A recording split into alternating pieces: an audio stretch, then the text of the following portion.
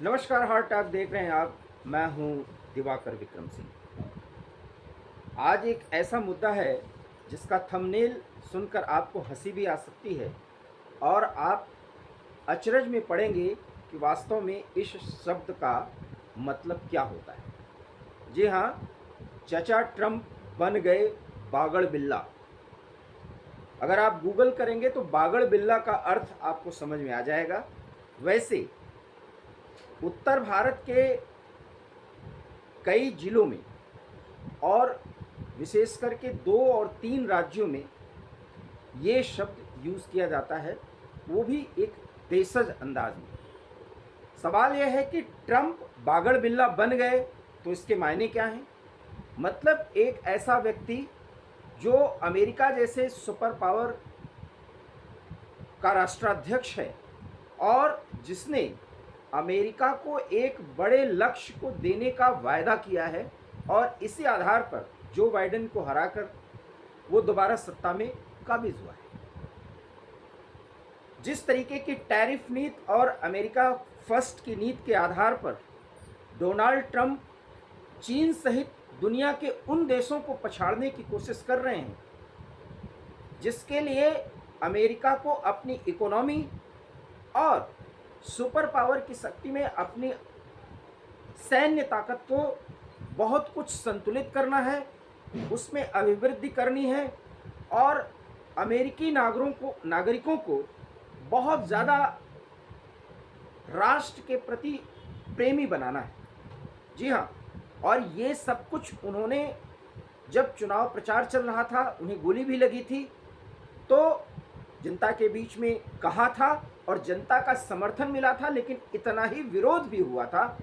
और तब एक शब्द पूरी दुनिया में बहुत विख्यात हुआ, हालांकि वो कोई नया शब्द नहीं था, डीप स्टेट। और वो डीप स्टेट जिसने अब 1 साल पूरा होने जा रहे मोदी सरकार को हराने के लिए बहुत सक्रिय हुआ था, वो अमेरिका से संचालित था। तो अमेरिका की राजनीति में भी डीप स्टेट प्रभावी हुआ। ट्रम्प अमेरिकन नागरिकों की चाहत के कारण राष्ट्रपति बन गए, लेकिन ट्रम्प वो सब कुछ नहीं कर सकते जो वास्तव में वो चाहते हैं। उनको वो करना पड़ेगा जो अमेरिका की राष्ट्र नीति है, अर्थात व्यापार को प्रायोरिटी देना, अपने हितों के लिए दूसरे देशों को लड़ाना भिड़ाना, उनके साथ संबंध को जोड़ना या तोड़ना, उनको इम्बैलेंस करके अपने को बैलेंस करना और किसी भी देश को इतने मुश्किल में डाल देना कि वो मजबूर होकर के अमेरिका के सामने नतमस्तक हो जाए और वहाँ के संसाधनों का दोहन करना। कुछ ऐसा ही काम यूक्रेन के साथ भी एक समझौता करके डोनाल्ड ट्रंप ने किया है और अब वो बड़ी बातें कर रहे हैं कि रूस और यूक्रेन के बीच शांति समझौता हो जाएगा और वो कराएंगे, उनकी बड़ी भूमिका होगी। कुछ ऐसा ही जैसे भारत और पाकिस्तान के बीच वो संघर्ष विराम करा रहे थे और 24 से 48 घंटे भी नहीं बीते थे जब भारत के लोगों में इसकी प्रतिक्रिया हुई कि कुछ भी हो जाए, ये देश मुश्किल के समय सब कुछ सह सकता है लेकिन अमेरिका को चौधरी नहीं मान सकता। और तब प्रधानमंत्री सहित मोदी सरकार के हर मंत्री को, जिसमें विदेश मंत्री और रक्षा मंत्री भी हैं, उन्होंने भी स्पष्ट किया कि अमेरिका की भूमिका पाकिस्तान के संदर्भ में देखी जा सकती है। हम संपर्क में जरूर थे लेकिन हमने ऑपरेशन सिंदूर रोका नहीं और उसको एक पॉज दिया है। हम बातचीत करेंगे भी पाकिस्तान से तो उस शर्त पर कि वो पीओके पर क्या रुख अख्तियार करता है और अब तो बात ये होगी कि वो पीओके कब छोड़ रहा है। इसलिए ट्रंप की भूमिका जो भी हो वो ट्रंप जाने। और ये बात आज बीकानेर की रैली में प्रधानमंत्री ने फिर स्पष्ट किया और नीदरलैंड के दौरे पर एक टीवी साक्षात्कार में जयशंकर ने फिर स्पष्ट किया और रक्षा मंत्री बार बार ये स्पष्ट कर रहे हैं। इसलिए इस देश को अब किसी भी संशय और आशंका को पालने की जरूरत नहीं। फिर मुद्दे पर आते हैं, चचा ट्रंप बन गए बागड़ बिल्ला। फिर ट्रंप को जल्दी क्या है? वो एक राष्ट्राध्यक्ष की तरह, मैं फिर कह रहा हूं, सुपर पावर के राष्ट्र नायक के रूप में अपने को उभारने की कवायद में क्या व्यवहार कर रहे हैं, शायद ट्रंप समझ ही नहीं पा रहे। यूक्रेन के राष्ट्रपति को अपने घर पर बुलाना, ओवल ऑफिस में बैठा करके पत्रकारों के सामने उनका उपहास करना, उनको फटकार लगाना, ये शुरुआत थी। और जब मैं आपसे बात कर रहा हूं तो ये घटनाक्रम और हो चुका है कि दक्षिण अफ्रीका, जो अफ्रीकी संघ का सबसे मजबूत देश है और लगभग औद्योगिक और हर दृष्टिकोण से अपने ताकत के दम पर अपने अस्तित्व और वजूद को बनाते हुए G20 का भी सदस्य बना हुआ है, अफ्रीकन संघ का नेतृत्व करता है जिसमें भारत की बड़ी भूमिका है, उसके राष्ट्राध्यक्ष के साथ, जिनका नाम रामाफोसा है, उनको भी यूक्रेन के राष्ट्रपति की ही तरह अपने ऑफिस में बैठा करके ट्रंप ने उनको फटकार लगाई है और कुछ ऐसे सबूतों के साथ उनसे पूछा है कि आखिर दक्षिण अफ्रीका में इन श्वेत किसानों, व्हाइट किसानों की हत्या कैसे हुई, क्या इसके लिए आप जिम्मेदार हैं? सवाल यह है कि यूक्रेन से बात करना और फिर दक्षिण अफ्रीका जैसे संपन्न देश के अंदरूनी मामलों में वहां के राष्ट्राध्यक्ष के साथ मीडिया के सामने इस तरह से बातचीत करना, आखिर में ट्रंप की एक कौन सी रणनीति है? और क्या अब अमेरिका की नीति अपने को स्थापित करने के लिए, मैं बार बार कह रहा हूं स्थापित करने के लिए, क्योंकि अमेरिका जहां प्रतिस्थापित है वहां से उसको बहुत कुछ स्तर पर नीचे कर दिया है चीन और नाटो के उन देशों ने,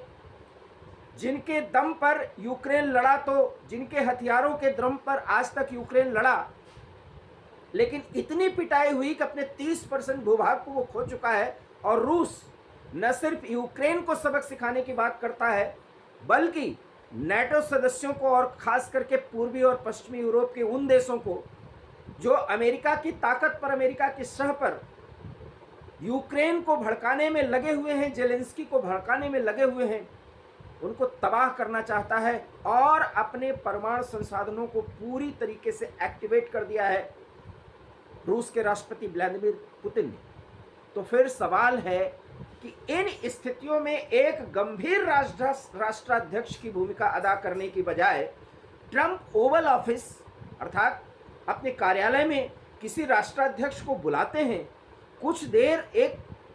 सामान्य तौर पर हंसी मजाक के तौर पर वो बातचीत करते हैं और उसके बाद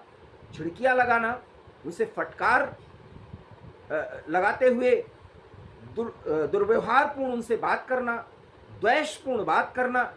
और फिर उनसे उस अंदाज में एक्सप्लेनेशन मांगना जैसे वो राष्ट्राध्यक्ष नहीं हो, अमेरिका के कोई गुलाम हो या अमेरिका द्वारा नियुक्त कोई एक शासक हो। सवाल ये है कि अगर यही व्यवहार रहा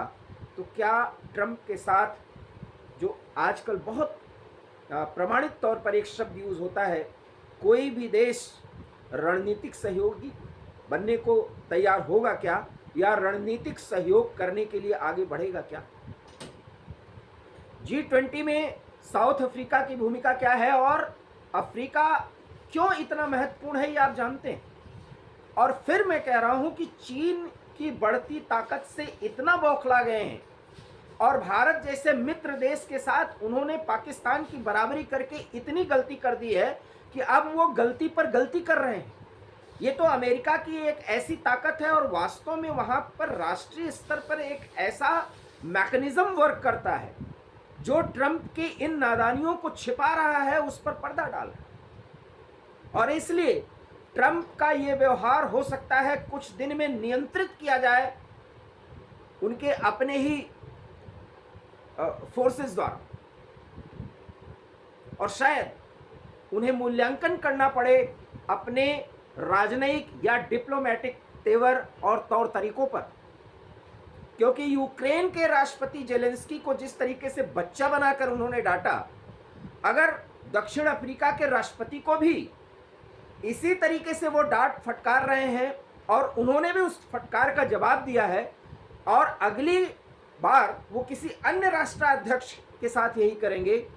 तो उसका क्या असर होगा ये आप अंदाजा लगा सकते हैं। और ये सब कुछ वो बौखलाहट में कर रहे हैं क्योंकि अफ्रीका में भी और विशेष करके साउथ अफ्रीका में चीन की बहुत ज़्यादा इन्वेस्टमेंट की स्थिति बनी हुई है और अमेरिका को चुनौती दे रहा है। वहाँ भारत जैसा देश चीन को चेक एंड बैलेंस करने के लिए एक बहुत ही गंभीर पूर्ण और शांत तरीके से प्रयास करता है, लेकिन अमेरिका भारत जैसे रणनीतिक सहयोगी के साथ पाकिस्तान की तुलना और बराबरी करके भारत को नाराज कर बैठा है। ऐसे में अफ्रीकी महासंघ में भी जिस तरीके से दक्षिण अफ्रीका के राष्ट्राध्यक्ष के साथ व्यवहार किया, लगता तो यही है कि ट्रंप बहुत जल्दबाजी में इतना दुर्व्यवहारपूर्ण तौर तरीका अपनाने पर उतारू हो गए हैं कि वो अब खप्तुल हवास की स्थिति में आते जा रहे हैं और आने वाले समय में वो बागड़ बिल्ला ही कहलाएंगे। बागड़ बिल्ला का अर्थ ये होता है वो व्यक्ति जिसका व्यवहार उसके पद या उसके व्यक्तित्व के अनुरूप न हो, उसका आचरण बहुत ही असंतुलित हो और इस आचरण के कारण उससे लोग या समाज दूर हो जाते हैं और बस वो चिड़चिड़ापन में और अपने हठी अंदाज में ही व्यवहार करता है, इस आशा में कि उसके व्यवहार के कारण उसकी जो चाहत है या उसका जो लक्ष्य है वो प्राप्त कर सकता है। और शायद अमेरिका फर्स्ट की नीति को आगे बढ़ाते हुए पूरी दुनिया में अमेरिका की ताकत को स्थापित करने की उनकी जो कोशिश है, इसमें अमेरिका के लोग या अमेरिका के एक राष्ट्रीय स्तर पर जो स्थिति है वो कमज़ोर ज़रूर होगी, लेकिन डोनाल्ड ट्रंप पूरी दुनिया में पागड़ बिल्ला ही साबित होंगे। अगर आप हमारे इस बात से सहमत हैं तो प्लीज़ इस वीडियो को लाइक कीजिए, इसे शेयर कीजिए, हमारे चैनल हार्ट टॉक भारत को सब्सक्राइब कीजिए। बहुत बहुत धन्यवाद। नमस्कार।